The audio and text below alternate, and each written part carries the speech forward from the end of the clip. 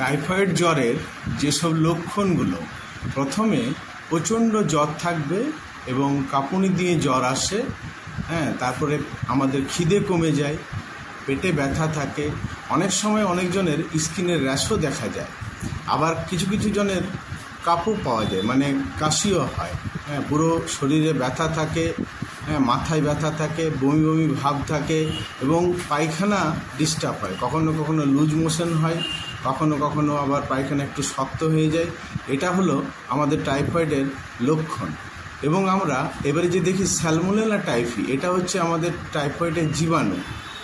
এইটা একটা জীবাণু ঘটিত রোগ, যেটা মানে আমাদের অন্ত্র বা পেটের থেকে, মানে পেটের অন্ত্র থেকে, মানে ইন্টেস্টিনাল রোগ আর কি, পেটের রোগ। পেটের ইনফেকশন, এই যে ইনফেকশন, এটা এই ধরনের আমাদের আঁতে বা ইন্টেস্টিনাল ইনফেকশন হয়ে থাকে। ইন্টেস্টিনাল পুরোটা কভার করে নেয়। এই যে আমাদের পেটের মধ্যে এইসব মানে ইন্টেস্টিনাল মধ্যে প্রবলেমটা হয়, ইনফেকশনটা হয় স্যালমোনেলা টাইফয়েড দ্বারা।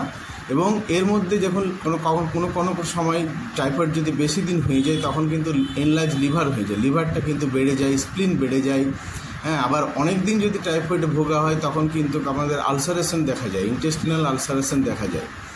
তার জন্য কিন্তু মানে আমাদের খুব সতর্ক থাকতে হয়। টাইফয়েড একটা খুব মানে সাংঘাতিক রোগ।